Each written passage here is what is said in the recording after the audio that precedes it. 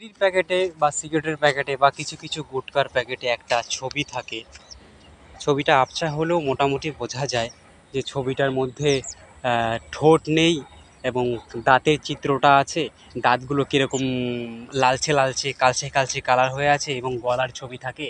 মানে আমরা বুঝতে পারি যে ওটা ক্যান্সার, বুঝতে পারি। কিন্তু তবুও সেটা মানে সেইগুলোকে আর কি তাম্বাকু জাতীয় জিনিস দ্রব্য আমরা ইউজ করি, আমরা ব্যবহার করি। জানি যে এটা খেলে ক্ষতি হবে, তবুও আমরা ব্যবহার করি। কিন্তু কেন? এমনি ভালো লাগে, তাই ব্যবহার করি, তাই খাই ওটা। যে খায়, যে ব্যবহার করে, তাকে যদি জিজ্ঞেসও করো কখনো যে ভাই তুই যেটা খাচ্ছিস কেন খাচ্ছিস, সেটা ক্ষতি করে তো, বলে ভালো লাগে ভাই, ছাড়তে পারবি না। তখন যদি তুমি বলো ভাই এটা খেয়ে খেয়ে তো তুই অসুস্থ হয়ে পড়বি, মারা যাবি, তখন সে বলবে আরে একদিন তো মরেই যাব, তার আগে একটু মজা করে নি। মেন্টালিটিটা কীরকম হয়ে যাচ্ছে তাদের। ভাই তুই এখনই মরে যা না, তুই এখনই মরে যা, কারণ তুই এরকম খেয়ে খেয়ে অসুস্থ হয়ে বিছানায় পড়বি। তুই ডাইরেক্ট এরকমভাবে মরবি না, ডাইরেক্ট মরবি না, তুই প্রথমত অসুস্থ হয়ে পড়বি। অসুস্থ হয়ে পড়বি, হাসপাতালে ভর্তি থাকবি, ফ্যামিলি শুদ্ধকে জ্বালাবি, একদম গোটা ফ্যামিলিকে জ্বালাবি, জ্বালিয়ে তারপর মরবি। ভাই এরকম করিস না, বাঁচ এবং তোর ফ্যামিলিকে বাঁচতে দে। ভাই সরকারি হাসপাতালে, বেসরকারি নয়, সরকারি হাসপাতালে বেটা ছেলেদের কি বলে, যেখানে যেখানে সেখানে ছেলে রুগীকে রাখে, বেটা ছেলে রুগীকে রাখে, সেখানে গিয়ে দেখবি এক একটা রুগী কী পরিস্থিতিতে আছে। খাস না ভাই, খাস না।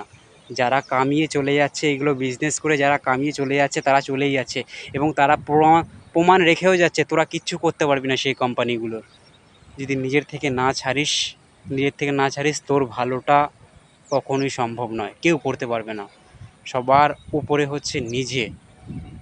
নিজে যদি ছেড়ে দিই, সব থেকে বেশি বেটার, সব থেকে বেশি ভালো। নিজের তো ভালো, নিজের ফ্যামিলির ভালো, বুঝলি?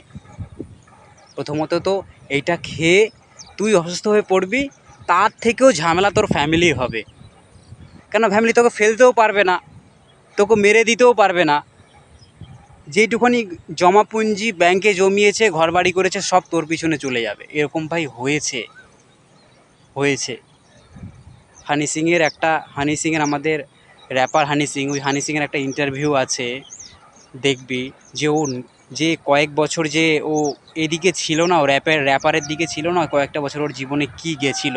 ওর কাছে টাকা ছিল বলে ও ওখান থেকে ফিরে আসতে পেরেছে। আমাদের মতো কতজনের পরিবারের টাকা আছে এরকম, আমাদের তো এরকম কিছু একটা হলেই শেষ। ওকে মেরে দেওয়াই ভালো। যার এরকম রোগ হবে তাকে মেরে দেওয়াই ভালো, কারণ আমরা চিকিৎসা করাতে পারবো না তো, আমাদের কাছে সেরকম টাকা নেই। তাই বলি এগুলো আগের থেকে না মানে ব্রেনে না এফেক্ট করুক, তার আগে তুই ভুলে যা এগুলোকে, সব থেকে বেটার হয়।